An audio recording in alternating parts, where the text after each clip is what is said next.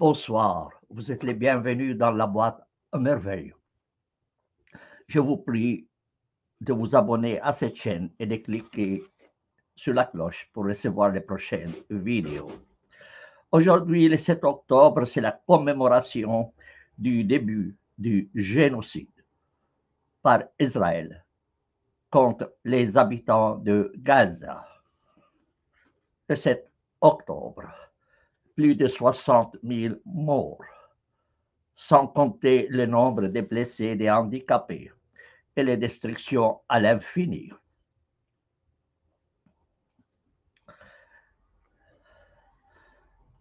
La question qui se pose aujourd'hui est la suivante. Dans quelle mesure ce qui s'est passé le 7 octobre n'était pas orchestré par Israël? C'est la question que je me pose et je voudrais la poser avec vous, avec insistance. Une chose est certaine. Hamas est un mouvement terroriste, islamiste, mais c'est Israël qui a permis la présence de Hamas à Gaza. C'est Israël qui a financé Hamas avec l'argent qatari. Et c'est Israël qui a armé Hamas pour tuer des soldats et des membres de l'armée de l'OLP de Yasser Arafat et les a jetés des toits des maisons. Personne ne peut me convaincre que ce qui s'est passé le 7 octobre était quelque chose d'imprévu. Israël s'est préparé depuis longtemps pour cet événement. La preuve, Israël a laissé faire. Il n'est intervenu que tardivement, après que Hamas ait forcé la frontière. Or, la frontière entre Gaza et Israël, c'est la frontière la plus sécurisée au monde.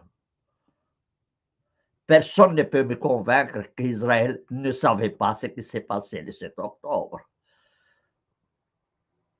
Pourquoi Israël a réagi si tardivement? Pourquoi? Est-ce que c'est voulu? La réponse pour moi est certaine. La réponse est certaine. Il ne fait aucun doute qu'Israël s'est préparé pour le 7 octobre. D'ailleurs, Netanyahou, quelques jours avant l'invasion, allait à la télévision israélienne et parlait de l'extermination d'Amalek en désignant les Palestiniens.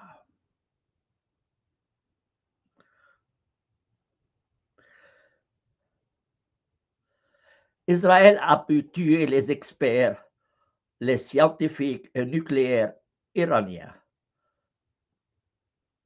en Iran. Et ces espions ont infiltré même le clergé iranien. Pouvez-vous me convaincre qu'Israël ne savait pas ce qui se préparait à Gaza, à quelques kilomètres ou à quelques mètres de sa frontière? L'Iran, c'est plus que 1000 kilomètres. Et il a pu infiltrer le clergé iranien. Donc, pour moi, il est certain qu'Israël savait très bien ce qui se tramait à Gaza.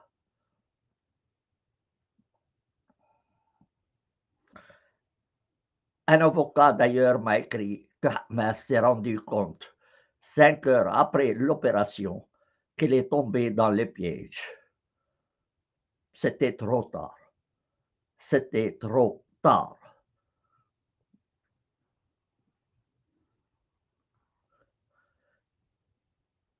Tout ce que raconte la presse occidentale, tout ce que raconte le gouvernement israélien, tout ce que racontent les politiciens occidentaux est du pur mensonge.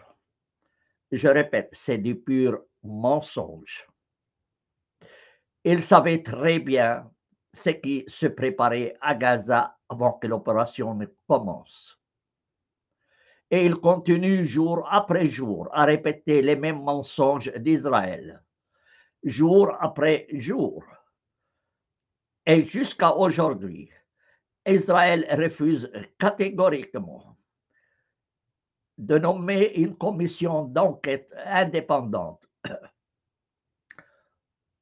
pour répondre aux questions suivantes.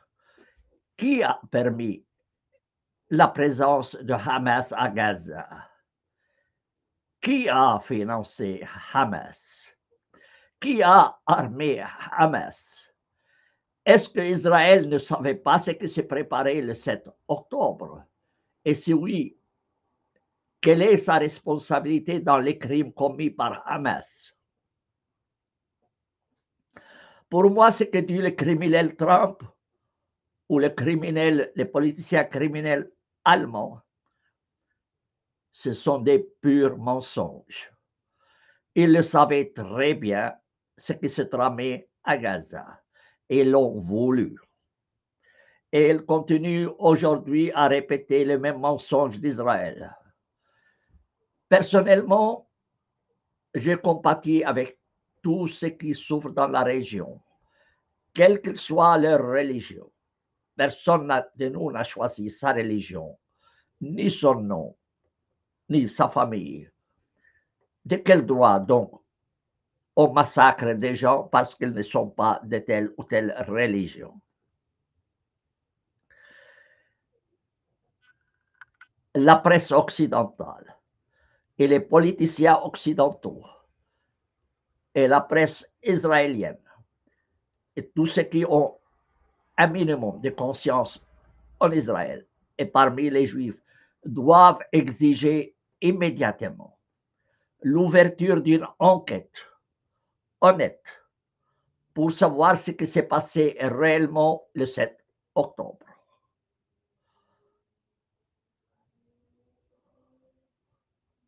Je condamne personnellement les politiciens occidentaux, à leur tête le criminel Trump et les politiciens criminels allemands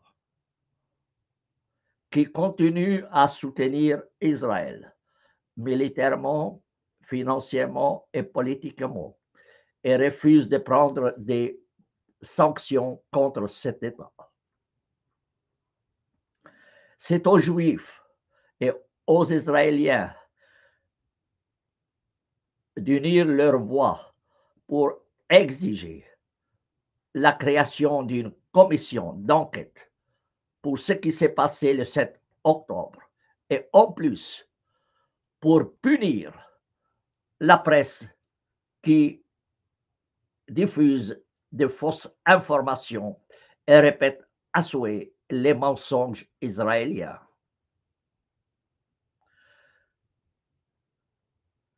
Je compatis avec les familles israéliennes dont des membres de famille se trouvent dans les mains de Hamas.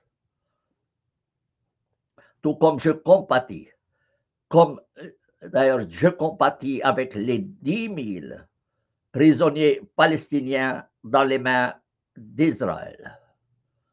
Et de cela, on n'en parle presque jamais. Pourquoi? Est-ce que ces Palestiniens n'ont aucune valeur aux yeux des Occidentaux? Ou est-ce que c'est voulu?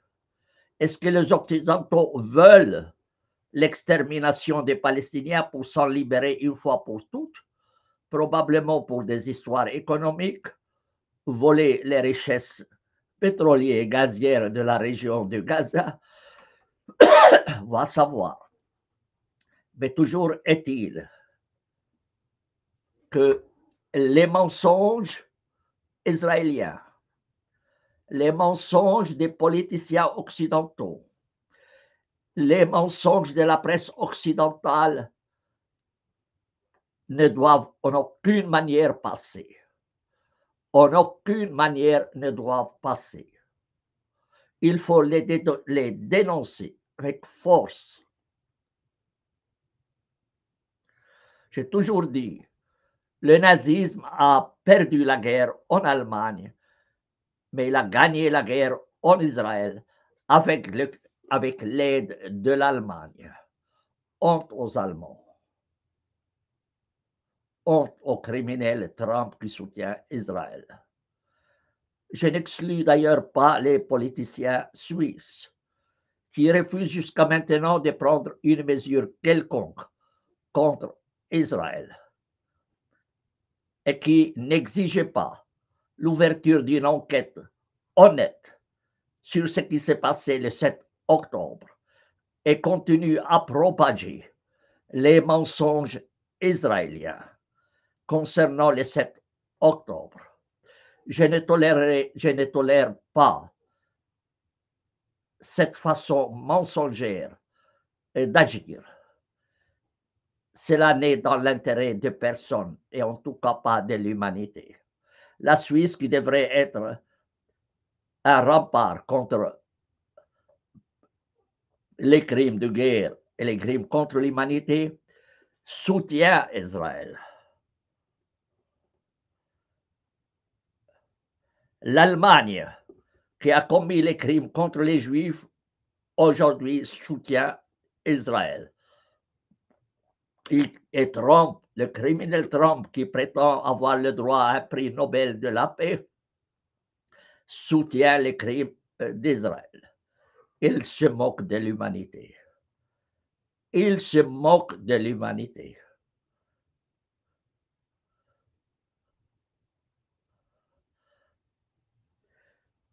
Je ne vais pas trop prolonger cette émission. Et je répète mes exigences. J'exige une enquête honnête sur les questions suivantes. Qui a permis l'existence de Hamas à Gaza? Qui a financé Hamas? Qui a armé Hamas? Est-ce qu'Israël ne savait pas ce qui s'est tramé à Gaza avant le 7 octobre? Pourquoi l'armée israélienne n'est pas intervenue pour arrêter les crimes de Hamas? Hamas, avec sa stupidité, est tombé dans le piège et le résultat, 60 000, au moins 60 000 tués, exterminés par Israël. Aujourd'hui, Israël commémore le 7 octobre à cause de quelques juifs qui ont été kidnappés par Hamas. Et j'ai compati avec eux. Mais ils oublient qu'Israël a exterminé 60 000 Palestiniens. Le professeur Israël Shaak dit, le commandement qui dit « tu ne tueras point » ne s'applique pas à l'égard des non-juifs. Il signifie « tu ne tueras pas un juif », mais tu peux tuer un non-juif. D'ailleurs, un rabbin juif le dit clairement dans une vidéo. La Bible nous commande d'exterminer les enfants d'Amalek. Et ça, c'est ce que fait Israël quotidiennement. Quand est-ce que ces crimes vont s'arrêter? Très simple. Lorsque l'humanité exige la vérité et cesse de mentir. Ces crimes vont cesser lorsque le monde refusera les mensonges et exigera la vérité sur ce qui s'est passé le 7 octobre. Je ne vais pas trop prolonger cette émission. Je crois avoir tout dit. Je répète, je compatis avec tous ceux qui souffrent dans cette région. Je suis contre Hamas et contre Israël. Et j'exige d'Israël qu'il annexe la Cisjordanie et Gaza, supprime toutes les lois discriminatoires à l'égard des non-juifs créer un seul État avec des droits égaux pour tous, quelle que soit leur religion, comme c'est le cas de la Suisse, dont d'ailleurs j'ai traduit la Constitution en langue arabe à la demande de la Confédération. Sur ce, je termine cette émission en commémoration du 7 octobre, le macabre 7 octobre, bâti sur le mensonge. Bâti sur le mensonge. Mensonge répété par les autorités israéliennes, mensonge répété par les politiciens occidentaux, mensonge répété par la presse occidentale, que je condamne vivement. Sur ce, je termine cette émission et je vous donne rendez-vous à une